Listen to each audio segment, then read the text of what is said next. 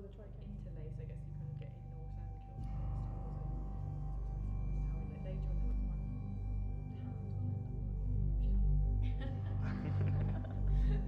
That's just the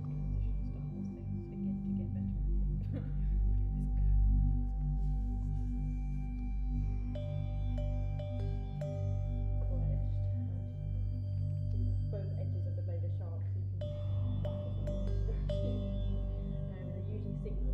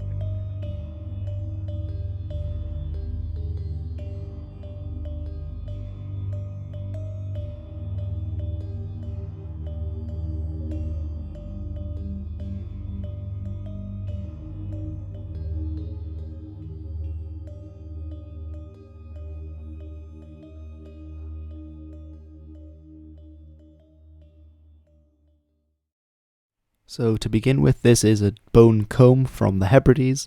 Of course, lots of Norse interaction on the Hebrides. They're there from the 9th century and are really still there in the DNA today, as well as in the place names. If I had to hazard a guess as to from which animal this bone would have come from, probably be a red deer, or if it was a bit more fancy, possibly reindeer if they'd taken it with them. And what I really like about this is that you can really get a sense of going back. Obviously, they were very vain, the Vikings, a lot of the time, bone combs and things, so you can really imagine what it would have felt like to comb your hair with a bone comb like this, as the owner would have done. These are some more artifacts that we had laid out in front of us. You see there in the background the oval brooches, which would have been worn by every free woman in Norse society to sort of hold up the overskirt that they were wearing on top of that. Actually, if we look more closely at this one, this is a very beautiful specimen indeed, and this is actually a animal head brooch from Gotland, which is the island off Sweden, and which really had its own culture for a very long time. It was an important trading centre.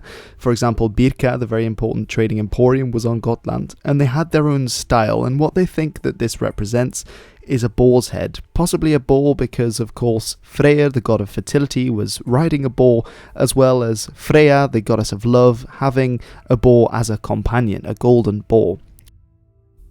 Now, there are also 2 swords in the collection, and this was by far the best preserved. I believe they're both type 5, which is predominantly the type that's found around sort of the Kingdom of East Anglia and slightly more inland, where Cambridgeshire would have been in this period.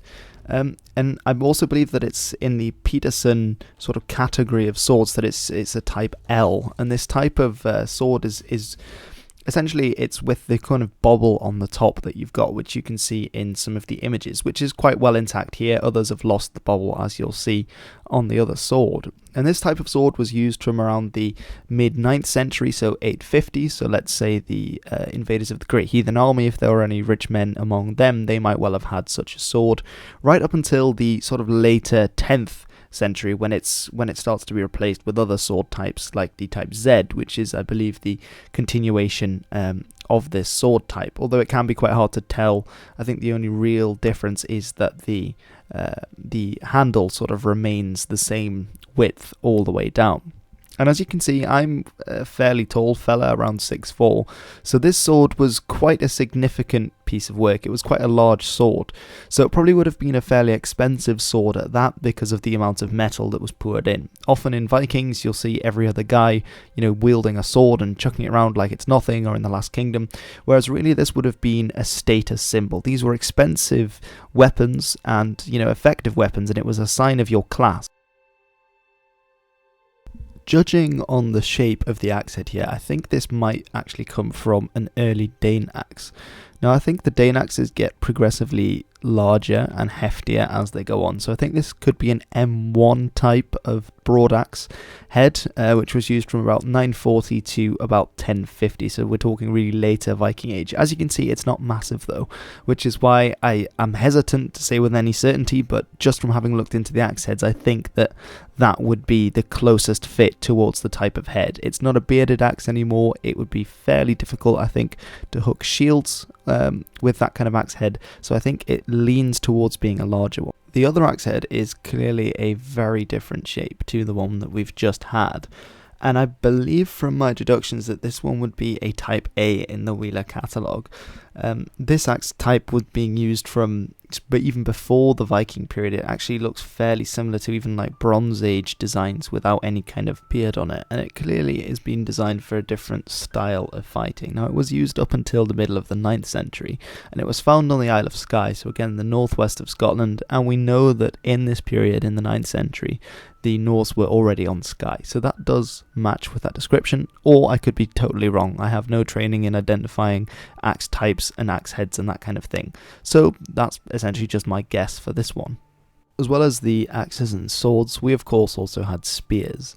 Now, spears are an unfortunately often overlooked weapon for the Viking Age, especially in TV programs, because, well, for some reason spears aren't seen as a very glamorous weapon. And while they might not be the most glamorous weapon, they certainly aren't the Viking Ulfberht swords or the famous axes. They were by far the most common in both the Anglo-Saxon and the Viking army, and probably the most effective weapons too. Most people use them. Even noblemen will probably have used a spear before pulling a sword or an axe, and this is because you need very little metal to actually have a spear. You just needed the spear tip. That one actually looks an awful lot like my spear tip on my reenactment spear. And the fact is that metal was rather expensive, so you could afford a lot more men with weapons for a lot cheaper price if you gave them spears, which, the main ingredient in a spear is wood, rather than swords, which require a lot more metal. It also gives you much more range and is very useful for teamwork, working together, which of course won you the day in the shield wall. Now, this spear was very interesting, this spearhead, because you can see the patterns inside, really ornately done. Now, I'm not sure if this was done on purpose. Some of them look like they are dot and ring marked on, as is with some bonework from the period, but it might just be the method of forging that has given it that beautiful pattern. Now, we also have this winged spear, which is known as a boar spear, again for killing wild boar and ensuring that they couldn't ride up the shaft and gnaw the hunter who had stabbed him. And actually fighting against one of these is very intimidating, because not only do you have the point of the spear, which you sometimes feel when you're fighting against one that you can, outmaneuver, when it has sharp wings on it, it just adds another edge to such a weapon. Now, this one was actually found in the River Thames, and I'm going to read a quote for you about this head. It may be an Anglo-Saxon, as there is no good parallel in Scandinavia for the ornament on the Ouse spearhead. Note that this is the Ouse in Cambridgeshire rather than the Ouse in Yorkshire. I don't doubt that the spearhead is from the 10th century and preferably the first half of this century. The silver inlay seems to show that too. It is more difficult to decide the origin of this spearhead. It is a well-known type in Norway, but it may very well be made by the Northmen in England.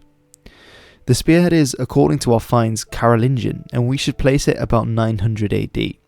We have many such spearheads with side wings, so-called kniebalansen, but none of them has the plate ornament seen on yours.